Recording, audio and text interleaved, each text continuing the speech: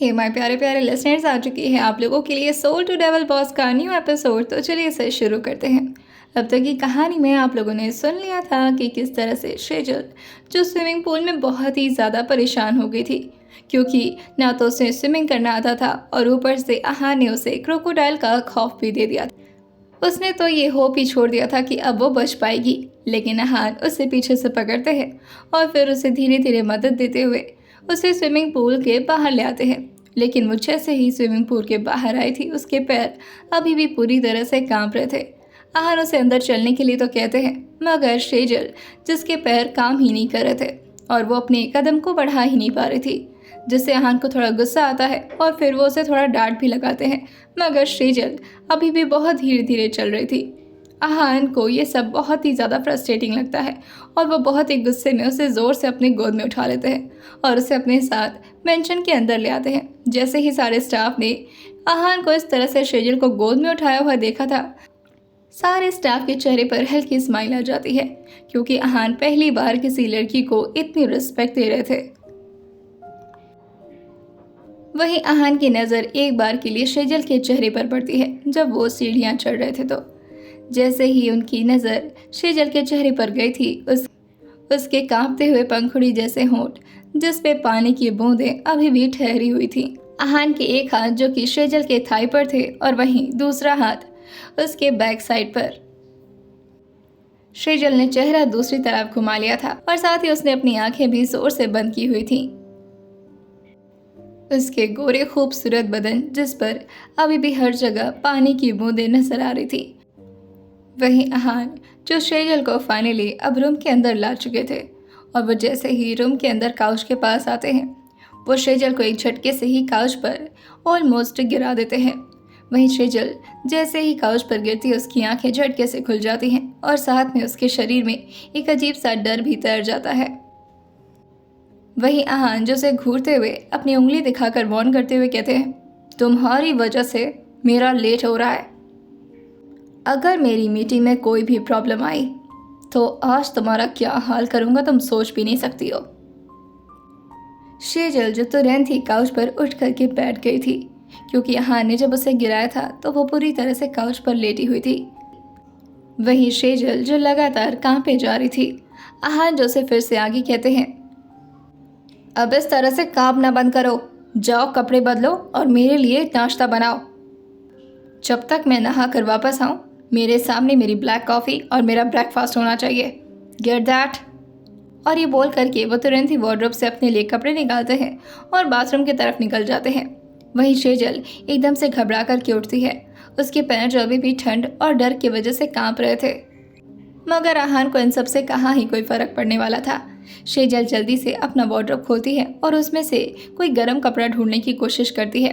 वैसे तो ये लास्ट फरवरी का महीना चल रहा था, मगर दिल्ली की ठंड अभी भी चरम सीमा पर थी।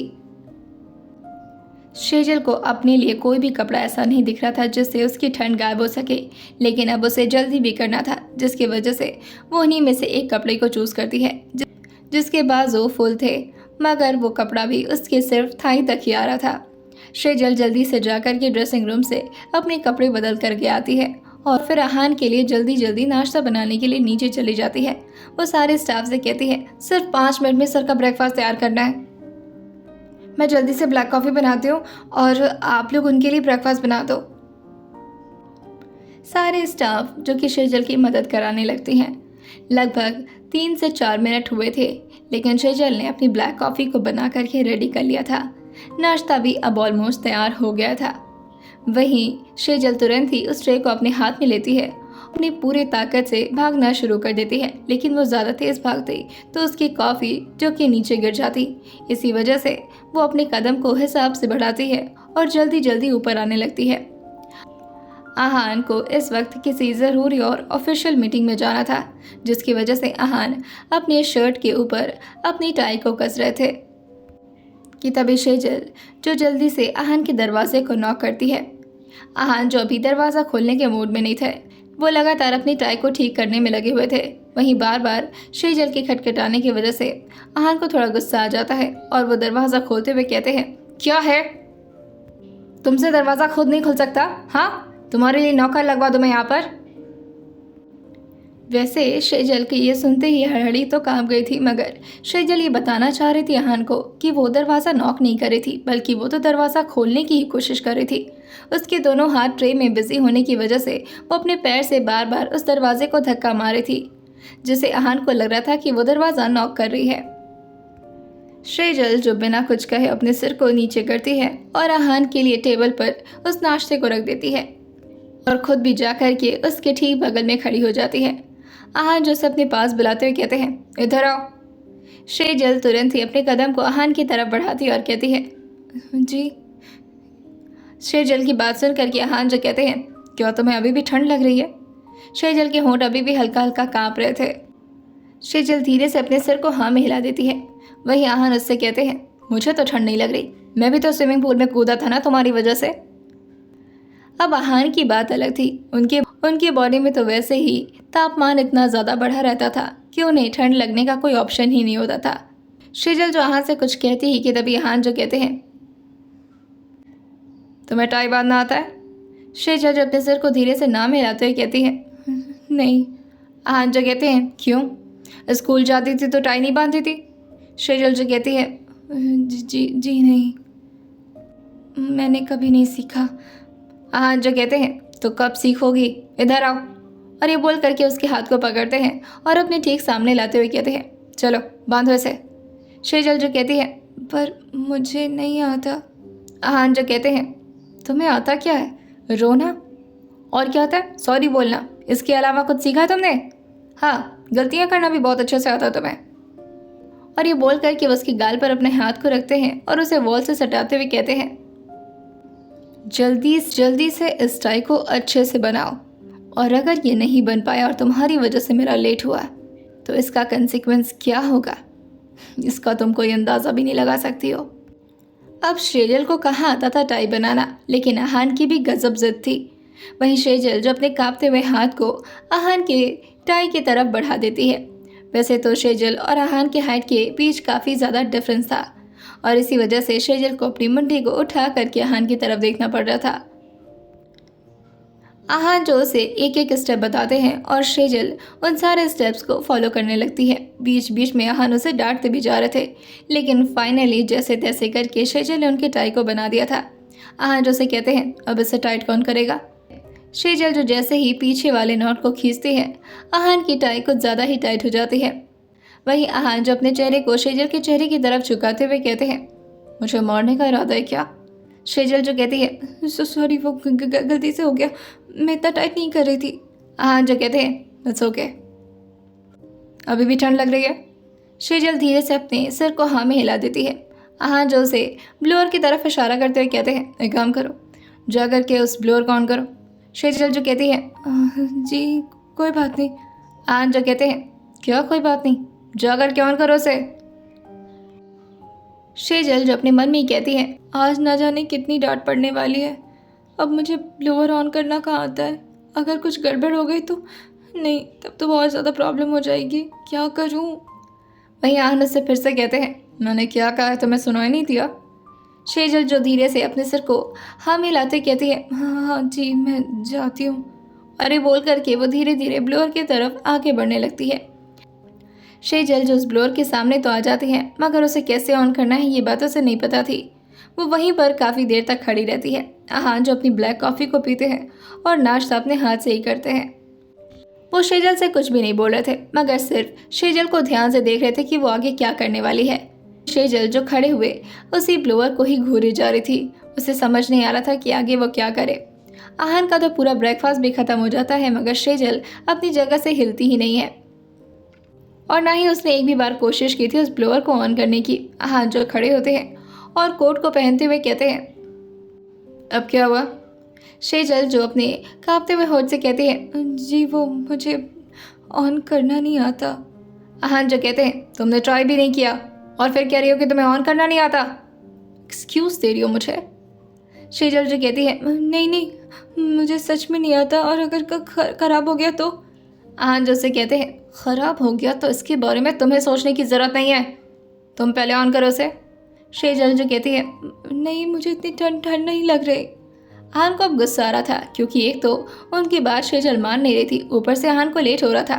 आहान जो तुरंत ही अपने कदम को काफ़ी तेज़ शेजल की तरफ बढ़ाते हैं और उसके हाथ को ज़ोर से पकड़ते हैं और उसमें ऑन के बटन को तुरंत ही उसके हाथ से प्रेस कर देते हैं। शेजल को इससे थोड़ा दर्द भी हुआ था क्योंकि उसके हाथ पे हल्की सी चोट लग गई थी। वहीं आहान जो उससे कहते हैं, दैट्स इट, इतना ही तो करना था तुम्हें, इतने में भी मौत आ रही है। वही शेजल जो धीरे से अपने हाथ को अपने दूसरे हाथ से सहलाती है और फिर आहान की तरफ एक बार देख करके कहती है, वो मुझे नहीं आता, सॉरी, अब से ऐसा नहीं होगा। वही आहान अपने रिस्ट वॉच को अपने हाथ में बांधते हुए कहते हैं, 4 घंटे में मैं वापस आ जाऊंगा, तब तक तैयार रहना, उसके बाद मुझे अपने डैड के पास जाना है, तुम्हें लेकर के। शेजल जो कहती है, जी जी मैं तैयार रहूँगी, और आहान वहाँ से निकल जाते हैं। वहीं शेजल जो उस ब्लोअर के सामने आ गई थी, उसे काफ़ी ज़्यादा ठंड तो लग रही थी, लेकिन ब्लोअर के ठीक सामने खड़े रहने की वजह से उसकी ठंड उसकी बॉडी से धीरे धीरे गायब हो रही थी। वहीं अब आहान जो अपने मेंशन से बाहर निकल चुके थे, वो अपनी गाड़ी को ड्राइव कर ही रहे थे, लेकिन लगातार उनके फ़ोन पर किसी का कॉल आया जा रहा था जो उन्हें लगातार डिस्टर्ब भी कर रहा था। आहान जो अपनी गाड़ी का स्पीड बढ़ा देते हैं, वहीं बार बार कॉल आने की वजह से वो अपने फ़ोन को उठाकर अपने कान पर लगाते हुए कहते हैं, क्या है। दूसरी तरफ से उनके फ्रेंड और साथ ही उनके बिजनेस पार्टनर माहिर जो दूसरी तरफ फ़ोन से कहते हैं, क्या कर रहे आहान, जल्दी आओ वरना हमारी ये डील कैंसिल हो जाएगी। तुझे वैसे भी पता है कि दुबई के बहुत बड़े शेख आए हुए हैं और उनके पास ऑफर्स की कमी नहीं है। वहीं इस तरफ से आहान पूरे एटीट्यूड भरे लहजे में कहते हैं, वैसे भी मेरे जैसा ऑफर उन्हें कोई नहीं दे सकता, और अगर उन्हें जाना है तो जाने दो, हमारे पास क्लाइंट्स की कमी नहीं है। वही माहिर जो आहान की बात सुन करके अपनी भावों को उठाते हुए कहता है, तब हद है, तुम्हारे क्लाइंट्स चला जाए चाहे चला जाए, लेकिन तुम्हारी शान शौकत कम नहीं होनी चाहिए। आहान जो एक तिरछे स्माइल पास करते हुए माहिर से कहते हैं, that's like my good boy, अब जा करके तुम्हें समझ में आया कि मैं क्या चीज़ हूँ। अब उस दुबई के शेख को बोलो कि वेट करना है तो करे, अदरवाइज वो जा सकता है। थोड़ी देर में आहान की गाड़ी जो कि दिल्ली के एक बहुत ही आलीशान और काफ़ी मशहूर बिल्डिंग के सामने आकर के खड़ी होती है, और ये बिल्डिंग आहान की ही कंपनी थी। उस बिल्डिंग के ऊपर काफ़ी खूबसूरत और 3D मॉडल में लिखा हुआ था, त्रिनेत्र डायनेमिक्स। ये कंपनी जो कि आहान के ही द्वारा बनाई गई थी, इसकी नींव उन्होंने दिल्ली में ही रखी थी। आहान ने इस कंपनी का मेन मोटो यही रखा था कि ये आने वाले टाइम में लोगों की बहुत ही ज़्यादा हेल्प करने वाली है, क्योंकि बिना टेक्नोलॉजी के ये दुनिया अब आगे नहीं चलने वाली। इस कंपनी की पहचान सिर्फ रोबोट्स या मशीनों से नहीं होती थी, बल्कि उससे भी बहुत आगे इंसान के इमोशंस को भी समझने वाली AI से होती थी। त्रिनेत्र का सबसे अनोखा प्रोजेक्ट था ये, एक ऐसा आर्टिफिशियल इंटेलिजेंस जो कि चेहरे से किसी भी इंसान के इमोशंस को समझ सकता था, उसके दिमाग में आगे क्या डिसीजंस बनने वाला है उसे समझ सकता था। और इसी बारे में आज आहान ने एक बहुत ही बड़ी मीटिंग रखी थी। आहान की ये कंपनी का हेडक्वार्टर तो दिल्ली में था, लेकिन इसके साथ ही साथ ये बहुत सारे शहरों में भी फैला हुआ था, जैसे इंडिया के ही कई शहरों में, मुंबई, चेन्नई और बेंगलोर जैसे बड़े बड़े शहरों में। साथ ही ये यूनाइटेड स्टेट के न्यूयॉर्क और यूनाइटेड किंगडम के मैनचेस्टर शहर में भी था। साथ ही इस कंपनी के छोटे छोटे ब्रांच दुनिया के हर कोने में थे। वहीं आहान जो अब अपनी कंपनी के अंदर आ चुके थे, वो जैसे ही अपनी कंपनी के अंदर एंट्री लेते हैं, सारे लोग की नज़र एकदम से नीचे झुक जाती है। लेकिन साथ साथ में आहान को तिरछी निगाहों से वहाँ पर आई बहुत सारी लड़कियाँ भी देखे जा रही थी। भले ही आहान का कैरेक्टर जैसा भी हो, लेकिन हर लड़कियाँ उन पर फिदा रहती थी, और इस बात से किसी भी लड़की को कोई प्रॉब्लम नहीं थी कि आहान उनके साथ अगर एक नाइट स्पेंड करे तो। वहीं आहान जिनकी भौवी इस वक्त तनी हुई थी, जो कि अक्सर रहा करती थी, यशवीर भी तुरंत ही आहान को देखकर उन्हें फॉलो करना शुरू कर देता है और उनके ठीक पीछे पीछे आते हुए थोड़ी तेज़ आवाज़ में कहता है, सर वो दुबई के शेख जो आने वाले थे, शेख फहद सर, वो आपका मीटिंग रूम में वेट कर रहे हैं। आहान जो यशवीर की बात सुनते हुए कहते हैं, तो करने दो वेट। वहीं यशवीर जो आहान की बात सुन करके थोड़ा चौंकते हुए कहता है, सर क्यों सर, आपको ये डील नहीं करनी। आहान जो उसकी तरफ अपना चेहरा मोड़ते हुए कहते हैं, मुझे ये डील करनी है, लेकिन ये डील मुझसे ज़्यादा उसके लिए इम्पोर्टेंट है, और ठीक है अगर थोड़ा वेट कर लेगा तो छोटा नहीं हो जाएगा। और ये बोल करके वो फिर से अपने कदम को आगे बढ़ा देते हैं। वहीं यश पूछता है, मानना पड़ेगा सर को, चाहे डील $300 मिलियन का ही क्यों ना हो, लेकिन इनकी अकड़ छोटी नहीं होनी चाहिए। आहान जो अपने मीटिंग रूम में एंटर करते हैं। वो मीटिंग रूम जो कि एक बड़ा सा हॉल था, साथ में वहाँ पर एक लंबी सी कांच की टेबल रखी हुई थी और उसके साथ ही साथ पूरी तरह से काफ़ी सजाए हुए तरीके से चेयर्स भी रखे हुए थे। वहीं उनके ठीक सामने दुबई के शेख बैठे हुए थे जो कि कब से उनका वेट कर रहे थे, जिनके चेहरे पर उनका गुस्सा साफ नजर आ रहा था, जैसे वो काफ़ी ज़्यादा परेशान हो रहे हो आहान का वेट करते करते। उस पूरे रूम में काफ़ी हद तक डार्कनेस थी, लेकिन जहाँ ज़रूरत थी बस वहीं पर लाइट्स थी। साथ में दीवार पर एक बड़ी सी स्क्रीन भी लगी हुई थी जहाँ पर वो अक्सर अपने क्लाइंट्स को डेमो दिखाया करते थे। वहीं शेख उनके ठीक बगल में ही बैठा हुआ इस वक्त माहिर से बात कर रहा था। शेख फहद जो कि दुबई में होटल्स के बिजनेस किया करते थे और इसी वजह से उन्हें आहान की ही एक टेक्नोलॉजिकल रोबोट की ज़रूरत थी ताकि उनके होटल में और ज़्यादा चार चांद लग सके। वहीं शेख जैसे ही आहान को आता हुआ देखता है वो खुद ही खड़े होते हुए उनके लिए अपने हाथ को बढ़ाता है, मगर आहान एक बार उसके बढ़े हुए हाथ को देखते हैं और फिर उसके चेहरे की तरफ देखते हुए कहते हैं, the deal is not done yet. मैं वहीं फहद के लिए ये थोड़ा एम्बैरेसिंग तो था, मगर उसे आहान से काम भी था, जिसकी वजह से वो आहान के एटीट्यूड को पूरी तरह से सह लेता है। आहान के इतने सख्त लहजे सुनने के बाद भी फहद थोड़ा मुस्कुराते हुए आहान से कहता है, so mister Aahan Khurana, your robot is impressive, but $80 million for one prototype seems a bit emotional price for an emotion reading machine। Fahad की बात सुन करके आहान के चेहरे पर एक हल्की सी मिस्टीरियस स्माइल आ जाती है और वो पूरे कॉन्फिडेंस में फहद को देख कर कहते हैं, emotions are priceless sheikh, I am giving you a machine that understands human better than your best manager. वहीं आहान जो यशवीर को ऑर्डर देते हुए सामने के स्क्रीन को ऑन करने के लिए कहते हैं, उस स्क्रीन पर इस वक्त उनका रोबोट ही बैठा हुआ था। उस स्क्रीन के ठीक पीछे रोबोट वेद का लाइव डेमो हो रहा था, जो कि सामने बैठे एक डमी क्लाइंट के माइक्रो एक्सप्रेशन से भी उसका मूड पढ़ पा रहा था। वहीं अब शेख जो आहान की बात को मानते हुए कहते हैं, impressive but still $80 million is. वहीं आहान जो उसकी बात को बीच में ही काटते हुए कहते हैं, you don't need to agree, but this robot will be in the lobbies of New York, Paris and Tokyo next month. If you want Dubai to be first, it comes at a first mover's price। आहान जो शेख से कह रहे थे, तुम्हें कोई ज़रूरत नहीं है एग्री करने के लिए इस डील को, पर मैं तुम्हें बता दूं कि ये रोबोट जो कि न्यूयॉर्क, पेरिस और टोक्यो में बहुत जल्द पहुंचने वाला है, और अगर तुम चाहते हो कि ये दुबई में पहले पहुंचे, वो भी तुम्हारे होटल में, तो फर्स्ट मूव की प्राइस तो ज़्यादा होगी ही। एक सेकंड के लिए पूरे हॉल में सन्नाटा छा जाता है। वहीं शेख फहद अपनी टीम की ओर देखते हैं जो कि अगल बगल बैठे हुए थे। वहीं शेख जो अपने चेयर से खड़े हो जाते हैं। माहिर को लगता है कि ये डील तो गया, जिसकी वजह से वो तुरंत ही शेख से कुछ बोलने वाला होता है, मगर आहान तुरंत ही अपने गले को क्लियर करते हुए उसकी तरफ इशारा करते हुए कहते हैं। वो शेख जो खड़े होते हुए अपने हाथ को फिर से आहान की तरफ बढ़ाते हुए कहते, can we now shake our hand. और ये बोल करके वो हल्का सा आहान की तरफ मुस्कुरा कर देखने लगता है। आहान जो खड़े होते हुए कहते हैं, वेल। वही आहान जो अपनी चेयर से खड़े होते हैं और उस शेख के साथ हैंडशेक करते हुए कहते हैं, a smart choice Fahad, now get ready, your hotels not just gonna shine in Dubai, it's gonna own the spotlight, you just made the boldest move in Dubai sheikh, you're ready to watch your hotel steal the damn spotlight।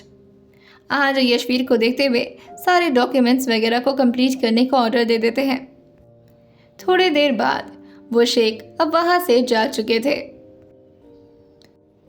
वहीं थोड़ी देर बाद का वक्त, अब meeting room से सारे लोग already जा चुके थे, बस बचे थे तो आहान, माहिर। आहान भी वहाँ से निकलने वाले होते हैं क्योंकि उन्हें इस डील के बाद अपने घर पर भी एक बहुत ही इम्पॉर्टेंट काम करना था, जिसके बारे में सोच सोच करके उन्हें काफ़ी मज़ा आ रहा था, क्योंकि शेजल को परेशान करना उनकी हॉबी बन चुकी थी। वहीं जैसे ही आहान अपने चेयर से खड़े होकर के वहाँ से बाहर जाने वाले होते हैं कि तभी माहिर एकदम से खड़ा होता है और उनके ठीक पीछे पीछे भागते हुए आकर के कहता है, मानना पड़ेगा, मतलब $80 million। उस रोबोट का बजट तो टोटल देखा जाए $20 मिलियन भी नहीं होगा, और तुमने डबल नहीं बल्कि ट्रिपल नहीं बल्कि 4 टाइम्स पैसे ले लिए। आहान जो माहिर को करेक्ट करते हुए कहते हैं 5 टाइम्स। माहिर जो कहता है अरे 5 टाइम्स कैसे, कैलकुलेशन खराब है क्या तुम्हारी, 80 मिलियन ही हुआ ना। आहान जो कहते हैं plus tax plus export charges मिला जुला करके प्रॉफिट में भी मुझे $20 मिलियन का प्रॉफिट हो जाएगा। माहिर जो एकदम से चौंकते हुए कहता है बाप रे, $20 मिलियन का। आहान जो अपने कोट के स्लीव्स को हल्का सा ऊपर करते हैं और अपने घड़ी में टाइम देखते हुए कहते हैं आई एम गेटिंग लेट, बाद में मिलता हूँ। यहीं पीछे से माहिर जो उन्हें रोकते हुए कहता है अरे अरे सुन तो, और ये बोल करके वो फिर से भागते हुए आहान के सामने आते हुए कहता है क्यों ना आज रात में इसका एक छोटा सा सेलिब्रेशन हो जाए। आहान जो कहते हैं इसमें इतनी भी बड़ी कोई सेलिब्रेट करने की बात नहीं है। माहिर जो कहता है अरे कितना काम किया था हमने इस प्रोजेक्ट पर, और कितनी मेहनत लगाई थी, कितने रात रात तो जगा था, एक छोटी सी पार्टी तो बनती है यार, आहान इतना कंजूस तो मत बन। आहान जो माहिर के कंधे पर हाथ रखते हुए कहता है मुझे पता है कि तुम्हें किस टाइप की पार्टी चाहिए, सिर्फ ड्रिंक करना होता है तुम्हें, और क्या करोगे पार्टी में। वही माहिर जो एक आई विंक करते हुए कहता है कोई बात नहीं, आप भाभी जी को भी ले आएगा, हम और ज़्यादा एंजॉय कर लेंगे। जैसे ही माहिर ने इतना बोला था, आहान के हाथ जो कि अभी उसके कंधे पर नॉर्मली रखे हुए थे वही अब पूरी तरह से सख्त हो जाते हैं, और वो माहिर के कंधे को जोर से दबाते हुए कहते हैं व्हाट। माहिर जो कहता है अरे आराम से, और वैसे भी तूने तो कहा था ना कि तूने सिर्फ उसे ऐसा स्लेव रखा हुआ है, तो फिर अगर स्लेव। लेकिन जैसे ही माहिर ने इतना बोला था, आहान जो तुरंत ही अपने हाथ को उसके कंधे से हटाते हैं और उसके गाल को जोर से अपने हाथों से कसते हुए कहते हैं don't you dare to call her like this, she is just mine. मैं उसे जो भी बुलाऊं मैं बुला सकता हूँ, लेकिन मेरे अलावा कोई और नहीं। वही माहिर जो कहता है अरे ठीक है समझ गया, अभी छोड़ मेरा गाल, और वो जल्दी से आहान के हाथ से अपने गाल को छुड़ाने की कोशिश करने लगता है। नेक्स्ट टाइम तुम्हारे मुंह से मुझे ये वर्ड सुनाई ना दे, उसके लिए तो बिल्कुल नहीं। माहिर जो कहता है ओके आई गॉट इट, आइंदा से कभी नहीं बोलूँगा, भाभी ही बोलूँगा, इवन भाभी क्यों, भाभी जी बोलूँगा, ओके। आहान जिसकी बात पर कोई रिएक्शन नहीं देते और बस गुस्से में वहाँ से निकल जाते हैं। वही माहिर जो अपने गाल को सहलाते हुए कहता है ओह, इसको बस चलता तो मेरे दांत ही तोड़ देता, और 1 मिनट, इसने अभी परसों ही तो बोला था कि स्लेव है, और आज मैंने बोल दिया तो बस हद है, मतलब इसके तो इमोशन का कुछ पता ही नहीं रहता है। वहीं आन जो अपनी गाड़ी को फिर से काफ़ी स्पीड से ड्राइव करना शुरू कर चुके थे। उनकी मीटिंग जहां 4 घंटे में ख़त्म होने वाली थी, वहीं वो सिर्फ 2.5 घंटे में ख़त्म हो चुकी थी। आहान ने शेजल को पहले से ही ऑर्डर दे रखा था कि वो तैयार हो जाए, क्योंकि आहान को आज अपने डैड से मिलने के लिए जाना था। लगभग आधे घंटे के अंदर आहान जो अपने मेंशन में पहुंच चुके थे। आहान जो अपने मेंशन के अंदर अपने रूम की तरफ आ जाते हैं, और जैसे ही रूम का दरवाज़ा वो खोल करके अंदर शेजल को देखने वाले होते हैं कि तभी उनकी आंखें फिर से गुस्से में तन जाती हैं, और वो अपनी मुट्ठी को और अपनी जबड़े को जोर से कस लेते हैं। शेजल जो इस वक्त नीचे बैठी हुई थी, साथ में उसके हाथ जो कि इस वक्त बेड पर थे, उसके सर भी इस वक्त बेड पर ही था, और वो अपने हाथ पे ही अपने सिर का टेक लगाए हुए गरम गरम हवा को अपने चेहरे पर एंजॉय करते हुए आराम से सो रही थी।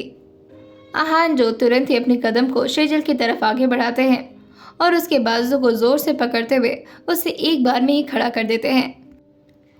जितने आसानी से आहान ने उसे खड़ा किया था, आहान को लगता है कि वो कोई इंसान नहीं बल्कि बस एक प्लास्टिक की गुड़िया है। वो इतनी ज़्यादा हल्की और इतनी ज़्यादा नाजुक थी। आहान ने जैसे उसके बाजू पकड़ के उसे खड़ा किया था, शेजल जो पूरी तरह से खड़ी भी हो गई थी, लेकिन उसके कदम अभी भी वैसे ही बैठने को तड़प रहे थे।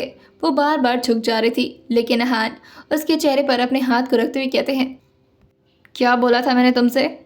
लेकिन शेजल की आंखें अभी भी बंद हो रही थी और बार बार उसका चेहरा नीचे की तरफ झुक जा रहा था।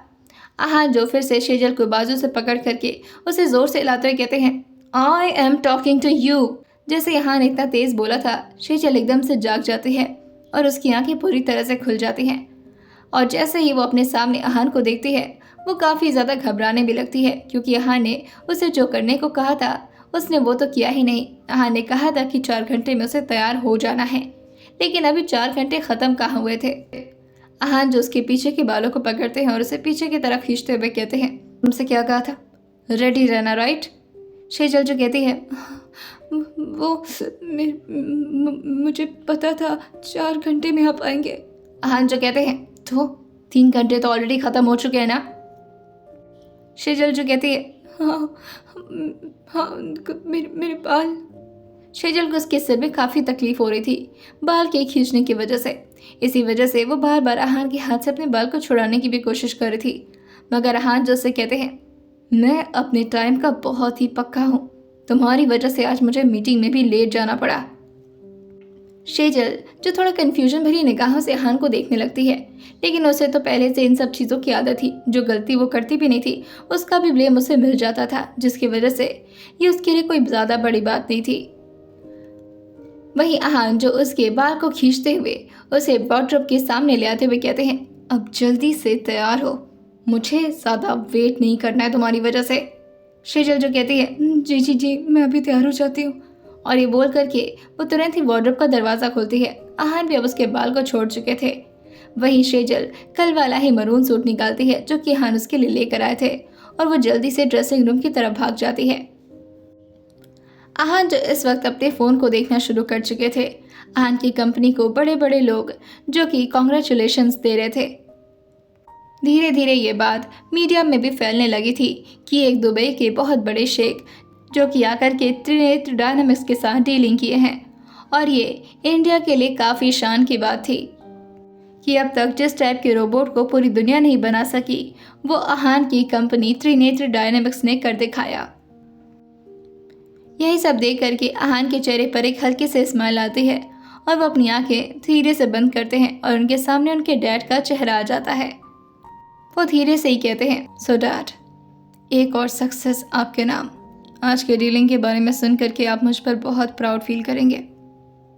वो यही सब सोच ही रहे थे कि तभी अचानक से ड्रेसिंग रूम का दरवाज़ा खुलता है और शेजल जो उसी सूट में बाहर आ जाती हैं। वो सूट जो कि पूरी तरह से नीचे से घेरेदार था और ऊपर से वो हल्का फिटिंग था, जिसमें शेजल की प्रॉपर कर्व नजर आ रहे थे। वो गला हल्का सा डीप होने की वजह से शेजल के हल्के हल्के क्लीवेज भी दिख रहे थे, मगर कुछ खास नहीं। वहीं शेजल ने साइड से दुपट्टा ले रखा था, बाल को भी उसने काफ़ी अच्छे से बना लिया था, और आहान के कुछ मेकअप के लाए हुए सामान को वो थोड़ा बहुत यूज़ करके तैयार हो चुकी थी। आहान की नज़र जैसे ही शेजल के चेहरे की तरफ जाते हैं, उनके चेहरे पर जो स्माइल थी वो पूरी तरह से अब उनके चेहरे से गायब हो चुकी थी, और उनकी निगाहें जो बिना किसी इमोशन के साथ शेजल को देखे जा रही थी। जैसे आहान का भी दिमाग कंफ्यूज हो गया हो कि वो शेजल को किस निगाह से देखें, प्यार भरी निगाहों से या फिर नफरत भरी निगाहों से। कुछ देर आहान की नजरें उसी तरह से शेजल पर टिकी रहती हैं और शेजल भी अपनी जगह से नहीं हटती, लेकिन तभी अचानक से आहान के फ़ोन पर किसी का कॉल आना शुरू हो जाता है, और इसी वजह से आहान की नज़रें जो कि शेजल के चेहरे से एकदम से हट जाती हैं। वो फ़ोन के स्क्रीन को देखते हैं और बेमन से उस फ़ोन को रिसीव करते हुए कहते हैं, हेलो। दूसरी तरफ से उनके फ्रेंड ऋषि का कॉल था। आहान के हेलो बोलते ही वो थोड़ा ज़ोर से चिल्लाते हुए कहता है, हेलो भाई, कॉन्ग्रेचुलेशन, पार्टी दे रहा है ना? आहान जो कहते हैं, बाद में बात करें। ऋषि जो कहता है, अरे सुन तो। आहान जो कहते हैं, मुझे पता है तेरे पास कोई इंपॉर्टेंट बात नहीं होगी और इस वजह से मैं अपना टाइम वेस्ट नहीं करना चाहता। ऋषि जो कहता है, ओके ओके ओके, मत कर बात, मैं भी मरा नहीं जा रहा तुझसे बात करने के लिए, लेकिन आज शाम को हम क्लब में मिल रहे हैं, दैट्स इट। आहान जो उसकी बात सुनकर के कहते हैं, देखेंगे, और ये बोल करके वो फ़ोन कट कर देते हैं और शेजल से कहते हैं, तुम मेरा मुंह क्या देख रहे हो, चलो। आहान के कहने पर शेजल उनके पीछे पीछे चलने लगती है। वहीं आहान को कुछ याद आता है और वो शेजल से कहते हैं, कल केक बनाने में कितना टाइम लगा था? अचानक से आहान के ठीक शेजल के सामने आने की वजह से शेजल थोड़ा 2 कदम पीछे हो जाती है और थोड़ा डिसबैलेंस भी। शेजल को लगा था कि आहान इस पर भी उसे डांटने वाले हैं, मगर आहान उसे कहते हैं, मैंने पूछा केक बनाने में कितना टाइम लगा था? शेजल जो कहती है, 1 घंटे लगे थे लगभग। आहान जो कहते हैं, आधे घंटे में बनाओ उसे। शेजल जो कहती है, अभी? आहान जो कहते हैं, राइट नाउ। आहान जो जाकर के अपने मेंशन की हॉल एरिया में बैठ जाते हैं और वहीं किचन जो कि हॉल एरिया से ही अटैच था, जिसकी वजह से किचन हॉल से साफ नजर आता था। वो जाकर के चेयर पर बैठते हैं और शेजल को केक बनाते हुए देखने लगते हैं। शेजल जो जल्दी से अपने दुपट्टे को साइड में बांधते हैं और केक बनाने के लिए सारे मटेरियल्स को तैयार करने लगती है। लगभग 15 मिनट इसी तरह से जल्दी जल्दी करते हुए वो केक को बेक करना शुरू कर देती है। 15 मिनट में केक बेक हो जाता है और वहीं 15 मिनट में उस केक की डेकोरेशन। शेजल जैसे ही टाइम की तरफ देखती है, आधे घंटे हो चुके थे, लेकिन केक को अभी ठंडा करना बाकी था, जिसकी वजह से वो थोड़ी देर उसे फ्रीजर में रख देती है। 15 मिनट और बीत जाते हैं। अब पूरे 45 मिनट खत्म हो चुके थे। शेजल जल्दी से केक को फ्रीजर से बाहर निकालती है और आहान के सामने ले आते हुए कहती है, हाँ हो गया। आहान पहले तो फोन की तरफ देखते हैं तो उसमें ऑलरेडी 15 मिनट देर हो चुकी थी, लेकिन आहान उससे कुछ नहीं कहते, लेकिन वो उसे नॉर्मल टोन में कहते हैं, अब इसे पैक कर दो। वो स्टाफ और शेजल मिलकर के उस केक को अच्छे से पैक कर देती हैं। आहान जो शेजल से कहते हैं, ये मेरे डैड के लिए है, जाते ही उन्हें दे देना। शेजल जो अपने सिर को हाँ में हिला देती है और मन में ही सोचती है, चलो किसी की तो केयर करते हैं ये। आहान को इस तरह अपने डैड की केयर करता देख करके शेजल को काफ़ी अच्छा लगा था ये।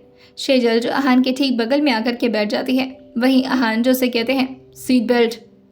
शेजल जो जैसे ही सीट बेल्ट को लगाने वाली होती, लेकिन 2 बार में वो सीट बेल्ट बार बार उसके हाथ से छूट जा रहा था। आहान जो अपने सिर को हिलाते हुए कहते हैं, तो तुम्हें सीट बेल्ट भी लगाना नहीं आता। और ये बोल करके वो खुद ही शेजल की तरफ थोड़ा आगे झुकते हैं और शेजल के लिए सीट बेल्ट को निकाल करके उसे लगाने वाले होते हैं, लेकिन तभी शेजल धीरे से कहती है, मुझे आता है लगाने। शेजल के इतना बोलने पर ही आहान की नज़र तुरंत ही शेजल की निगाहों पर चली जाती है और अब उन दोनों में आई कांटेक्ट बनने लगा था। शेजल की मासूम प्यारी और काली निगाहों में आहान की निगाहें थोड़ी देर के लिए गुम सी हो गई थीं और वो बिना कुछ सोचे समझे शेजल को इसी तरह से देखे जा रहे थे। लेकिन तभी अचानक से शेजल की गहरी सांस जो कि आहान के चेहरे पर हल्की सी पड़ती है और फिर वो एकदम से अपने कॉन्शियस में आते हैं और उससे दूर होते हुए कहते हैं, तो फिर खुद लगा लो। और ये बोल करके वो अपने शर्ट के स्लीव्स को ऊपर की तरफ फोल्ड करते हैं और स्टीयरिंग पर अपने हाथ को जोर से मारते हुए गाड़ी ड्राइव करना शुरू कर देते हैं। पहले तो उनकी गाड़ी मेंशन से बाहर निकलते निकलते थोड़ी बहुत नॉर्मल स्पीड में चल रही थी, मगर जैसे ही मेन रोड आता है, आहान की गाड़ी की स्पीड अब हवाओं के साथ बात करना शुरू कर चुकी थी। शेजल को इससे डर तो काफ़ी लग रहा था, मगर वो आहान से कुछ भी नहीं बोल पा रही थी। आहान तो इस वक्त जैसे गाड़ी ना ड्राइव कर रहे हो, बल्कि अपना गुस्सा अपने इस गाड़ी के स्टीयरिंग पर निकाल रहे थे। आहान जो अपने हाथों को स्टीयरिंग पर लगातार इधर उधर घुमाए जा रहे थे और उन्हें इस बात से काफ़ी गुस्सा आ रहा था कि उन्होंने इस तरह से शेजल को कैसे देख लिया। आइए जानते हैं आने वाले एपिसोड में क्या होने वाला है और कैसे ट्रीट करेंगे आहान के डैड शेजल को। आइए जानते हैं इसे आने वाले एपिसोड में और सुनते रहिए सोल टू डेविल बॉस सिर्फ और सिर्फ स्टोरी विद सौम्या के साथ।